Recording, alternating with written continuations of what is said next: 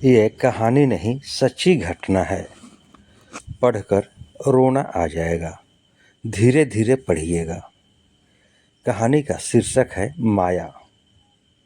कहानी है माया, जो एक पारिवारिक कहानी है। चलिए दोस्तों, हम लोग सुनते हैं कहानी माया। मैं जैसे ही गांव से पटना के लिए निकलने वाला ही था कि पप्पू दौड़ता हुआ मेरे पास आया। विनोद चाचा, गाड़ी में जगह बा का? माया फुआ के पटना तक जाए के बा, वह हाँफते हुए बोला। बहुत जगह बा, हम अकेले ले तानी। हम आके ले लेतानी, मैंने कहा। माया शिव काका की इकलौती बेटी है। 3 भाइयों में सबसे छोटी। बचपन में बड़ी ही नटखट और चंचल थी। मैं उसे बहुत मानता था तथा उसकी तुतली भाषा का नकल करते हुए बहुत चिढ़ाता था। समय धीरे धीरे बीतता गया। उसके मैट्रिक पास करते ही शिव काका ने उसकी शादी एक खाते पीते परिवार में कर दिया।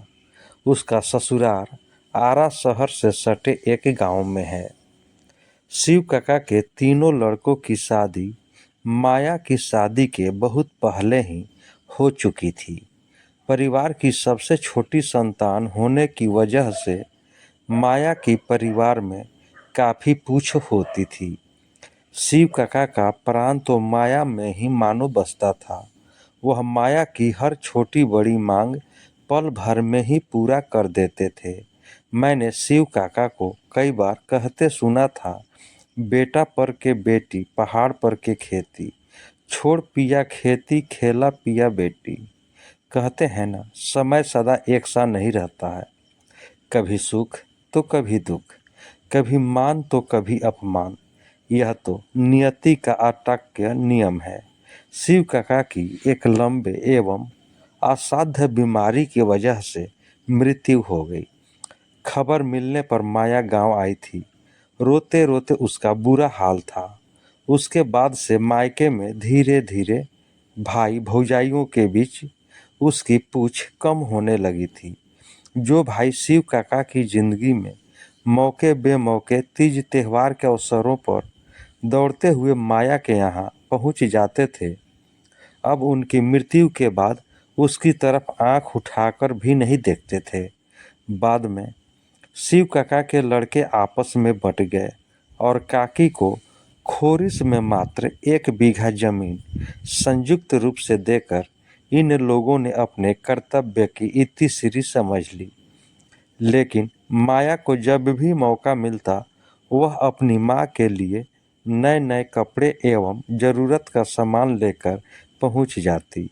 मैंने एक बार उससे पूछा था, माया, भाई भौजाई लोग पूछ उछ करेला का? कहतारा भैया, 1 गिलास पानी तब पूछबे ना करे ला लोग। बोलते हुए उसकी आवाज़ भर आई थी।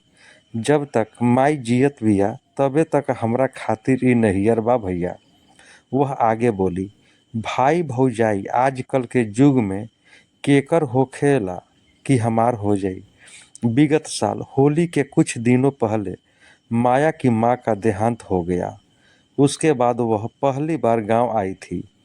यह जानकर कि माया गांव में आई हुई है, मुझे बहुत खुशी हुई। मैं पत्नी के साथ गाड़ी लेकर उसे लेने पहुंचा। वह अपने दरवाजे पर चुपचाप अकेले उदास खड़ी थी।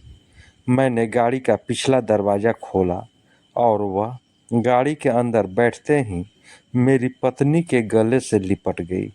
अपने आंचल में से वह कुछ पोटली के जैसा बांधे हुए बड़े जतन से उसे पकड़े बैठी हुई थी। गाड़ी अब तक मुख्य सड़क पर पहुंच गई थी। मैंने अपनी पुरानी आदत के अनुरूप माया को चिढ़ाते हुए कहा, भौजाई सब पूरा खोइछा देले बा का लो। लेकिन यह क्या? माया अचानक से रो पड़ी और आंचल में बंधी पोटली को माथे से लगाते हुए बोली, विनोद भैया, ई घर के दरवाजा के आगे के माटी है, का पता अब ई गांव में कभी आयम की ना। दोस्तों, यह कहानी आपको कैसी लगी? ऐ माँ, अब आपको जो भी देख रहा है, अगर वो आपको देखकर इस वीडियो को लाइक करे, फॉलो करे, तो आप उसके जीवन में इतनी खुशियां देना